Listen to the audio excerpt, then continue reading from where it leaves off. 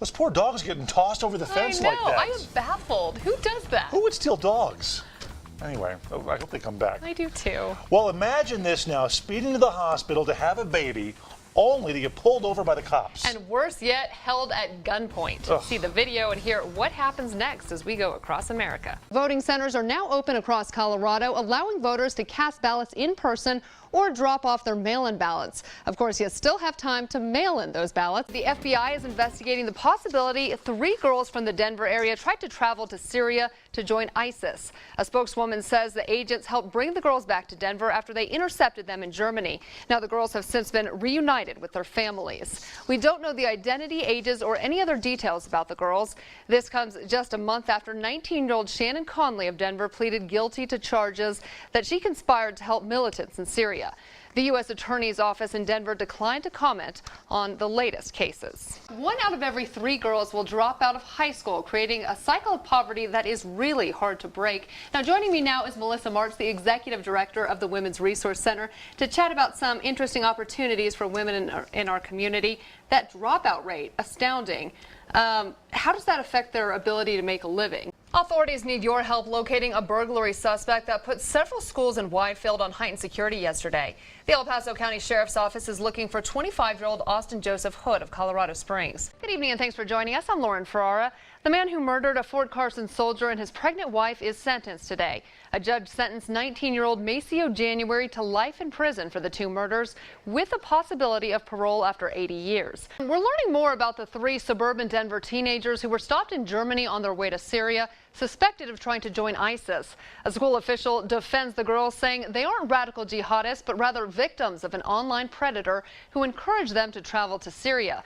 Meanwhile, U.S. authorities say the teens are 2 sisters, ages 17 and 15, and their 16-year-old friend. Investigators are gathering evidence, including the girls' computers, and they're looking at the teens' friends to see if they have any similar intentions. Now, one thing that's causing a lot of chatter is accidental ingestion of pot. How can we keep this away from our kids? If they do ingest edibles, small amount, large amount, when do you go to the doctor? A dramatic day in Ottawa, Canada, as shots were fired near at least 2 locations, including what's known as Parliament Hill. 2 are dead, a soldier and a shooter, but police say additional gunmen may be at large. The man who murdered a Fort Carson soldier and his pregnant wife is sentenced today. 19-year-old Maceo January will spend life in prison for the 2 murders with a possibility of parole after 80 years.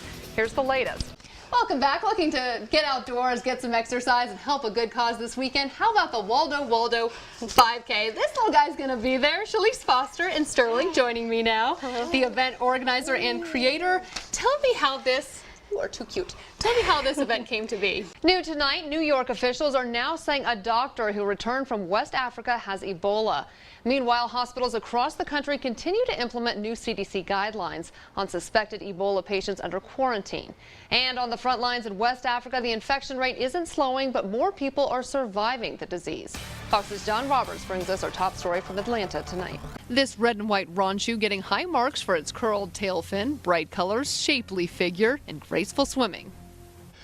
And guys, it's a scholarship pageant, okay? It's not a beauty pageant, and they aced the interview portion. And what are their thoughts on world peace? What kind of fish was that again? Let me check my notes. Something. I don't know. People can have fish. I prefer something a little warmer and fuzzy. Yep. Just personal opinion here. Yeah. Well, Shane makes a pretty valid point that you'll still play softball in 40-degree weather. I guess my clue wasn't all that good because I've been known to play softball when temperatures are in the 40s, but also into the 80s, and I will be playing coming up on Saturday. And you'll enjoy it more this time. Yeah. State Patrol makes an arrest in Sunday's road rage incident. Happened on I-25 between the Garden of the Gods exit and Interquest Parkway about 3 o'clock yesterday afternoon. In a preview of tonight's special report, breast cancer is one of the most commonly diagnosed cancers in women. Some women are even turning to their genetic history to find out if they're at risk. Fox 21's Allison Mastrangelo has more on one way women are getting informed even before they're diagnosed. A ballot mix-up has one Colorado county scrambling to make amends. Some of the printed ballots were sent to people who were not eligible to vote for those particular candidates or referendums. Fox's Ashley Michaels explains. You did a very nice job transitioning from airbags to Taylor Swift. Well, thank you. I appreciate that. It's a hard transition to make. Week 8 of the NFL season comes to an end with a classic NFC East rivalry. Highlights from the Cowboys and Redskins coming up next. Hey Good evening and thanks for joining us. I'm Lauren Ferrara. Although recreational marijuana is now being sold in Manitou Springs, a ballot measure could change that come November. Colorado Springs police arrest a man armed with a machete after he was spotted driving suspiciously. No doubt serving your country involves tremendous sacrifice, but it's not just the person in the armed forces sacrificing. Tonight we look at the price their other half pays in their careers and in their financial well-being. According to the Military Spouse Employment Report out earlier this year, wives of men in the armed forces are 3 times more likely to be unemployed, regardless of age or education. The ones that are employed make, on average, 38% less than their civilian counterparts. And more than 80% of military wives are underemployed when you factor in their education and experience. My whole life right now as a military spouse is meantime. You know, I've talked to other military spouses too, and they're like, you just really have to be careful, otherwise you just wait your life away. At 9, hear Emily's story. Plus, we'll look at the reasons why military spouses fall behind and what can be done to change this. Pretty sure I would eat pumpkin spiced cardboard. That's just me. So what does the rest of your week look like? We'll tell you after the break. Thank you for joining us. Game 6 is next. We'll see you right afterwards. 4 families with infants or babies on the way will be getting a very special surprise Thursday. Fox 21's Sam Baranowski explains the Fill the Fleet for Tiny Feet donation drive created and completed by middle school students. Falling in love with this man was the easy part. His morals, his integrity, from what I knew of him, he just always did the right thing, and that was really important to me. They went to the same high school in Alabama, but didn't start dating until Emily was finishing law school. At that point, the man who would eventually become her husband was already commissioned as an officer in the Army. The two said their I-dos after Emily graduated. And then I moved out to Texas, and then moved to Georgia a year later, and then moved here a year later. It's a life that's not all that conducive to having the career Emily imagined and studied so hard to build. According to the Military Spouse Employment Report, wives of the men in the armed forces are 3 times more likely to be unemployed, regardless of age or education. So it's a big challenge, and it makes me feel better that it's not just me. The ones that are employed make on average 38% less than their civilian counterparts. The biggest reason, frequent moves, known in the military as a PCS, or permanent change in station. The amount of time that somebody is with a job is very, very important nowadays. So I think that's one thing that military spouses really struggle with quite a bit. Tammy Fogel, the chair of Colorado Springs Military Spouse Career Committee, acknowledges the obstacles these wives face.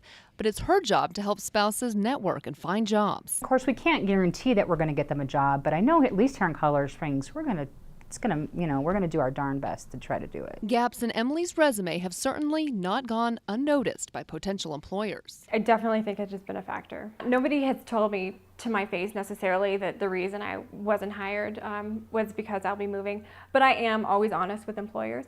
The average civilian woman with Emily's education makes more than $97,000 a year.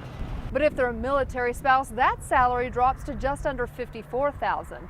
Of course, that's if they're employed. And I have taken jobs that aren't in my field. I've done that three jobs actually, and it just hasn't been a good fit for me. Those jobs will make do in the meantime, a word that leaves an unpleasant taste on Emily's lips. My whole life right now as a military spouse is meantime. You know, I've talked to other military spouses too, and they're like, you just really have to be careful, otherwise you just wait your life away. More than 80% of military wives are underemployed when you factor in their education and experience. They end up being underemployed. They just have to kind of take a job that might be a little bit until they settle. Maybe their husbands are done with the military. I think it's hard. It's just something that they do sacrifice, you're right. Knowing what you know now, would you go to law school?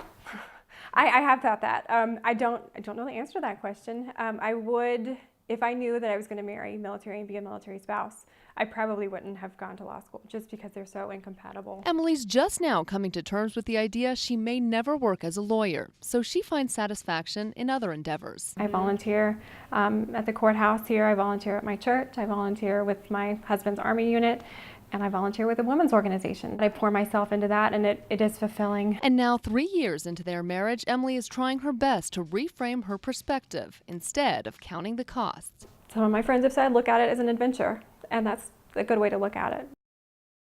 Good evening and thanks for joining us. I'm Lauren Ferrara. Part of the internal investigation into El Paso County Sheriff Terry Makita has been completed, and investigators say they have found wrongdoing on the part of the sheriff. With the election season coming to a close, Colorado voters voiced the good and the bad on this year's campaigns, everything from mail-in ballots to electioneering laws in Colorado. Some voters are wondering, where do you draw the line on campaigning? This year, they say they've received what seems like more campaign endorsements along with their mail-in ballots. And one woman believes this turns her house into a polling place. But according to the state statute, that is not the case. Part of the internal investigation into El Paso County Sheriff Terry Makita has been completed. The alleged wrongdoing found by investigators is tonight's top story. With Election Day just a few days away, the candidates are making their final push before Colorado decides. Today, New Jersey Governor Chris Christie lends his Republican star power to gubernatorial candidate Bob Beaupre.